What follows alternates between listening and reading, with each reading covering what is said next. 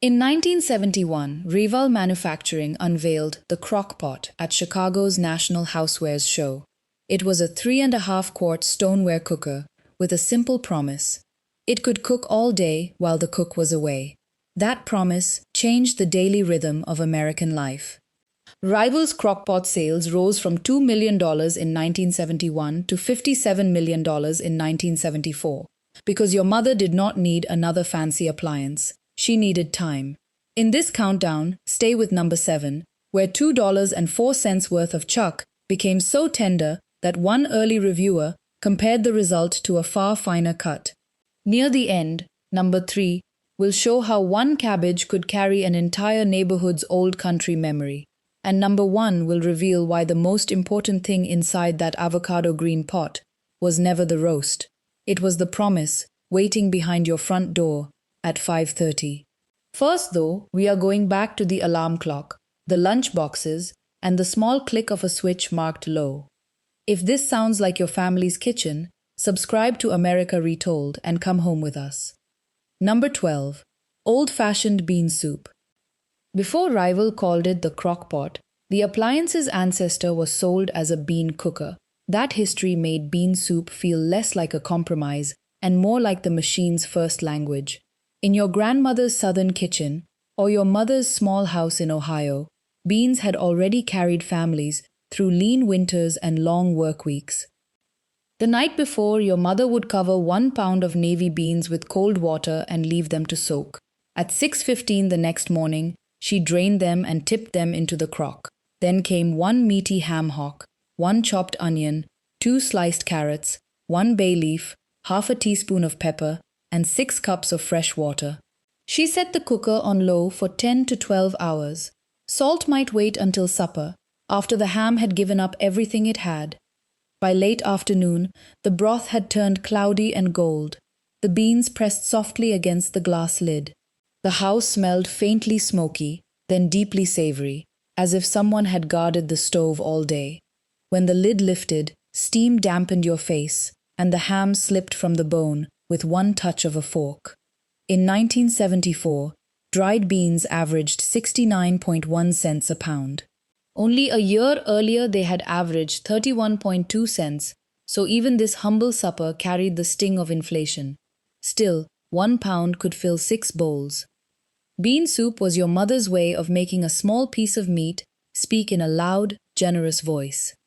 Number 11. Sauerkraut and Kielbasa. In Pennsylvania, Ohio, Wisconsin, and the industrial neighborhoods around the Great Lakes, your family table might still have carried Polish, German, Slovak, or Ukrainian echoes. The crock-pot did not erase those older foodways. It gave them a new work schedule. Your mother would drain 2 pounds of sauerkraut, leaving just enough brine to keep its sharpness. She layered it with 1.5 pounds of kielbasa, cut into 2-inch pieces, 1 sliced yellow onion, 1 peeled apple, half a teaspoon of caraway seed, and half a cup of water. The lid went on at 7:10. Low heat did the rest for 8 hours. At first, the kitchen smelled bright and sour. By the time your school bus turned onto the block, that edge had softened into smoke, pork, apple, and warm spice. The sausage casings gave a quiet snap beneath your fork. The cabbage was silky, almost sweet, and the scent settled into curtains and winter coats. Fresh cabbage averaged 16.1 cents a pound in 1974. In one Illinois grocery advertisement that November, it was 14 cents. 2 pounds of the fresh cabbage behind this meal could begin at just 28 cents before salting, packing, and time transformed it. This was more than an inexpensive supper. It was proof that your grandmother's language could survive in your mother's modern kitchen, even after the factory whistle and the office time clock had replaced the old neighborhood rhythm. Number 10. Chicken and dumplings. Chicken and dumplings belong to no single state. Your grandmother might have rolled flat dumplings in Tennessee, dropped soft spoonfuls in Indiana, or stretched one bird with noodles in Pennsylvania. In 1974, your mother adapted that slow Sunday dish to an ordinary Tuesday. Before work, She placed 1 3-pound frying chicken, cut into pieces, into the crock. She added 1 chopped onion, 2 celery stalks, 2 carrots, 1 teaspoon of salt, half a teaspoon of pepper, and 1 cup of water. It cooked on low for 8 hours. When she came home, she lifted out the bones, returned the meat, and turned the switch to high. Then she dropped 8 small biscuit dough dumplings across the bubbling surface and covered them for another 30 minutes. You heard the lid tremble before supper. The broth smelled of celery, black pepper, and chicken skin rendered soft. The dumplings were pale on top and soaked with golden broth underneath. A spoon dragged through them with that tender resistance you could feel in your teeth before you even tasted it. Frying chicken averaged 56 cents a pound in 1974. That 3-pound bird cost about $1.68 before the vegetables and flour, yet it could feed a family of 5 when every ladle carried broth and dumpling. Your mother had taken the taste of a day spent near the stove and fitted it into the half hour between taking off her work shoes and calling you to the table. Number 9. Rival's Pork Chop Casserole. This one came straight from the kind of little recipe booklet that lived in the drawer beside the appliance manuals. A 1974 Rival booklet for several Crock-Pot models paired pork chops with sweet potatoes, tomatoes, and herbs. It was modern appliance cooking, built from flavors your grandmother already knew. At 6:40, your mother seasoned 6 pork chops with salt and pepper. She browned them quickly in a skillet to remove some fat, perhaps while the percolator finished. Into the crock went 2 peeled sweet potatoes in thick slices, 1 large sliced onion, 1 sliced green pepper, half a teaspoon of dried oregano, a 1/4 teaspoon of thyme, and 1 16-ounce can of tomatoes. The chops rested on top. She covered the pot and chose low for 8 to 10 hours. The tomatoes slowly turned brick red. Sweet potato edges melted into the juices. When you opened the back door, you caught pork, oregano, and green pepper before you saw anyone. A fork slid through the chop without a knife, and the soft sweet potato tasted almost candied beside the sharp tomato. Pork chops averaged $1.56 per pound in 1974. If those 6 chops weighed 2 pounds, the meat alone cost about $3.13. It was one of the dearer meals in this countdown, which is why your mother made every drop of the tomato gravy count. The booklet sold an appliance, but the casserole gave your mother something more valuable. One evening when dinner did not begin from nothing. Now pause beside that humming pot and ask a larger question. Why did these meals arrive at exactly this moment? In 1974, the female labor force participation rate reached 45.7%. From 1964 to 1974, the number of women in the labor force had grown about 42.5%. If your mother worked at a school, bank, hospital, factory, store, or office, she was part of a transformation happening 1 alarm clock at a time. Yet, the family still expected supper. The second shift at home did not disappear, because the first shift now came with a paycheck. Money was tightening too. American food prices rose about 14.3% in 1974. Sugar more than doubled, from about 76 cents to $1.62 for 5 pounds. A 5-pound sack of flour climbed from about 76 cents to $1.03. Your mother saw those changes before any economist explained them. She saw them in the grocery total. The Crock-Pot answered both pressures quietly. Its early low setting used roughly 50 watts. 10 hours consumed about half a kilowatt hour. At a 1974 residential electricity price, near 3.1 cents per kilowatt hour, that long simmer cost roughly a penny and a half in power. The pot was not merely convenient. It was a small bridge between the work your mother was paid to do and the care her family still counted on. Number 8. Swiss steak. Swiss steak did not come from Switzerland. Its name referred to tenderizing a tougher piece of beef, a thrift-minded technique your grandmother knew long before an electric crock sat on the counter. By the mid-1970s, it was exactly the kind of old supper that low heat could rescue for a new schedule. Your mother cut 2 pounds of round steak, about 1 inch thick, into 4 pieces. She mixed a quarter cup of flour with 1 teaspoon of salt and pressed the meat into it. The pieces went into the crock with 1 chopped celery stalk, 2 chopped carrots, a quarter cup of onion, half a teaspoon of Worcestershire sauce, and 1 8-ounce can of tomato sauce. She covered it and cooked it on low for 8 hours, following the spare logic of a 1975 rival recipe. All day, flour thickened the tomato and beef juices into gravy. Celery lost its sharpness. The meat relaxed until the fork met almost no resistance. The aroma was darker than pot roast and sweeter than stew, with Worcestershire lingering at the back of your throat. Round steak averaged $1.79.8 a pound in 1974. 2 pounds came to about $3.60. That was not pocket change, so the gravy went over mashed potatoes, bread wiped the plates, and nothing useful stayed behind. Swiss steak carried an older lesson into 1974. Tenderness did not always have to be purchased. Sometimes your mother made it with time. Number 7. Beef stew. Beef stew was the Crock-Pot's great demonstration. A 1971 account of the new appliance said stew could take 8 to 12 hours and praised the way slow heat made an inexpensive cut remarkably soft.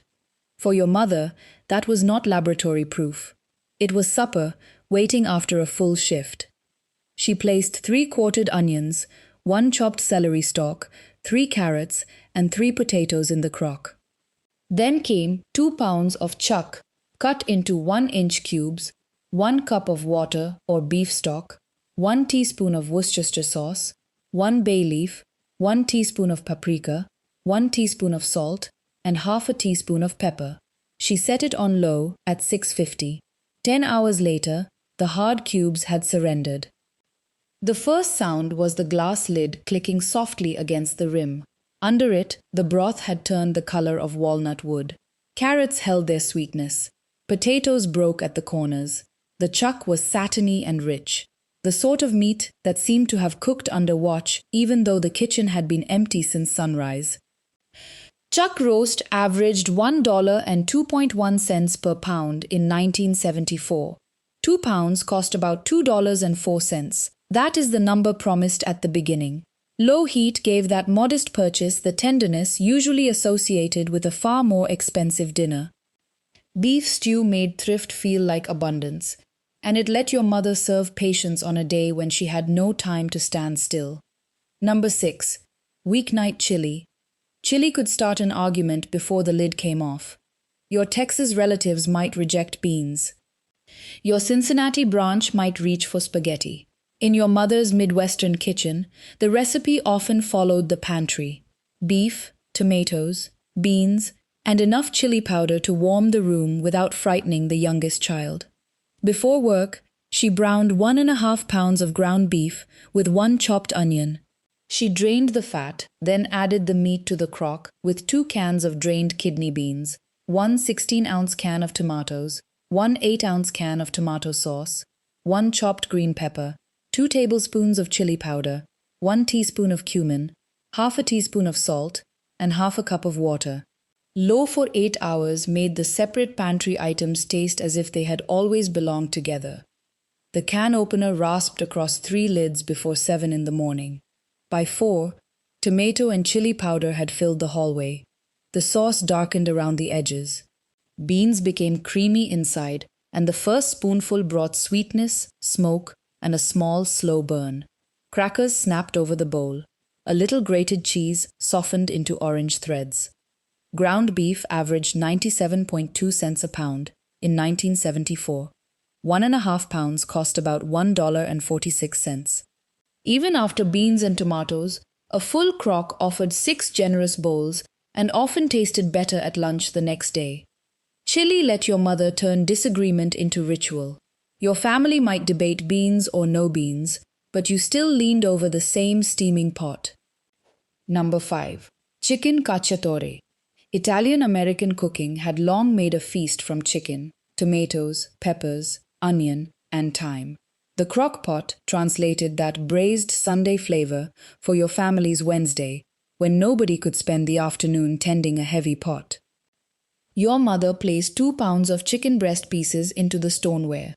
She covered them with 1 16-ounce can of tomatoes, 1 8-ounce can of tomato sauce, 1 sliced green pepper, 1 sliced onion, 1 minced garlic clove, 1 teaspoon of oregano, half a teaspoon of basil, 1 teaspoon of salt, and a quarter teaspoon of black pepper.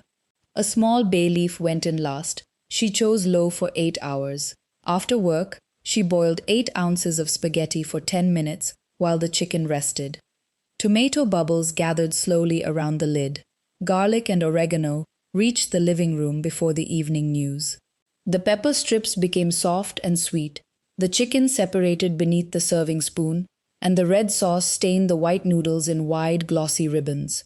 Chicken breasts averaged 98.5 cents a pound in 1974. 2 pounds cost about $1.97.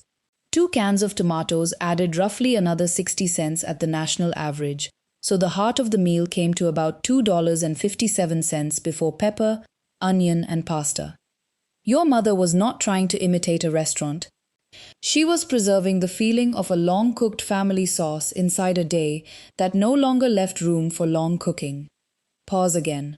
Why did so many 1974 crock-pot meals begin with the turn of a can opener? Because convenience foods had become the working parts of your mother's pantry. Condensed soup could be sauce.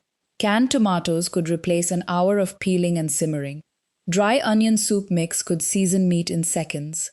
Brand recipe booklets taught your mother to combine 1 manufactured shortcut with 1 fresh ingredient and call the result dinner. The label was new. The instinct was old. In 1974, that instinct mattered. Dried beans had jumped from 31.2 cents to 69.1 cents a pound. Long-grain rice had risen from 30.8 cents to 51.6 cents. A can of tomatoes averaged 29.8 cents. And a can of chicken soup averaged 22.3 cents. Your mother did arithmetic with her eyes. She knew which can could stretch a pound of meat, which leftover could anchor tomorrow's supper, and which coupon was worth keeping in the purse. By 1974, annual Crock-Pot sales had reached $57 million. The machine succeeded because it respected the clock and the budget at the same time.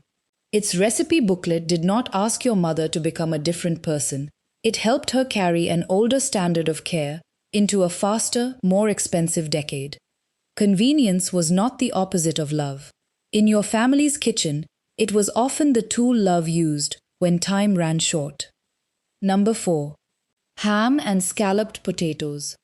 This was church supper food, farm kitchen food, and the practical answer to a ham that had already appeared once on Sunday. Across the Midwest and Plains, your grandmother knew that potatoes could make a little cured meat feel like the center of the plate.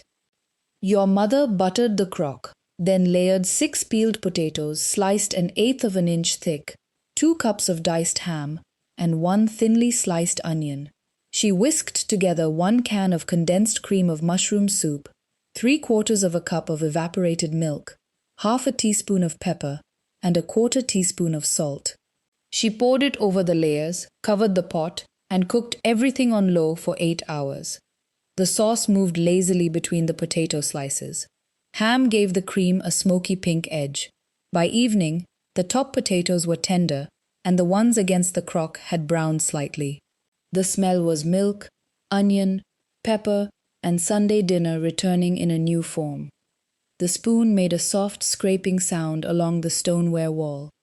Picnic ham averaged 80.2 cents a pound in 1974. If your mother used 1 pound, that meat represented about 80 cents at the store. If it came from Sunday's leftovers, the household ledger called it free, but your mother knew it had been paid for once and should feed you twice. Ham and scalloped potatoes made thrift invisible. You did not see leftovers. You saw a full spoon and a mother who refused to waste what the family had earned. Number 3. Stuffed cabbage rolls. In Polish, Ukrainian, Slovak, Jewish, and other Eastern European families, cabbage rolls crossed the ocean long before the crock-pot crossed your mother's counter. The names changed from one grandmother to another. The meaning did not. A cheap leaf wrapped around meat and rice could hold a whole migration story. The night before, your mother softened 12 large cabbage leaves in boiling water for 3 minutes. Before work, she mixed 1 pound of ground beef, half a cup of uncooked long-grain rice, 1 egg, half a chopped onion, 1 teaspoon of salt, and a quarter teaspoon of pepper. She placed a third of a cup of filling on each leaf, folded the sides, and rolled it tight. The rolls went seam-side down into the crock, beneath 2 cans of tomato sauce, mixed with 1 cup of water and 1 tablespoon of brown sugar. Low heat for 8 to 9 hours finished what her hands had begun. The cabbage turned translucent at the edges. Tomato sweetened and thickened. When the lid lifted, steam carried beef, pepper, and that unmistakable cooked cabbage scent your coat seemed to remember the next morning. A knife passed through leaf, rice, and meat in one soft motion. Ground beef and a 2-pound cabbage together cost about $1.29 at 1974 national averages. The rice and egg added only a few more cents, but the finished rolls looked careful, individual, almost ceremonial. That is the deeper promise from the opening. Your mother could leave for a modern job at 7:30 and still place your grandmother's old country on the table at 6. Number 2. All-day spaghetti sauce. When the Crock-Pot was new, one early description noted that Italian meat sauce might cook for 10 to 18 hours. That sounded excessive until your mother tasted what slow heat did to tomatoes, onion, garlic, and an inexpensive pound of beef. Sunday gravy had found a weekday setting. At 6:30, she browned 1 pound of ground beef and half a pound of Italian sausage. She spooned it into the crock with 2 cans of tomatoes, 1 8-ounce can of tomato sauce, 1 chopped onion, 2 minced garlic cloves, 1 teaspoon of dried oregano, 1 teaspoon of dried basil, 1 bay leaf, half a teaspoon of salt, a quarter teaspoon of pepper, and 1 teaspoon of sugar. She chose low for 10 hours. At 5:15, she boiled 1 pound of spaghetti while you set 5 places. All day, the sauce lost its canned brightness. It became dark, mellow, and sweet at the edges. Garlic met you at the door. Sausage fennel lingered beneath the tomato. You heard noodles slide into the colander and sauce strike the plate with a thick, wet spoonful. Parmesan from the green shaker vanished into the steam. 1 pound of hamburger and 2 cans of tomatoes cost about $1.57 at 1974 averages. The sausage and pasta added more, but the crock held enough sauce for supper, a thermos lunch, and perhaps a second night. All-day sauce gave your family the illusion that someone had stayed home. In truth, your mother had simply arranged for time to keep cooking after she left. Number 1. Pot roast with carrots and potatoes. Pot roast was the meal most likely to make the crock-pot feel permanent. Your grandmother had made it in a covered pan or Dutch oven. Your mother made it under a glass lid beside the refrigerator, in harvest gold, flame orange, or avocado. The method changed. The welcome did not.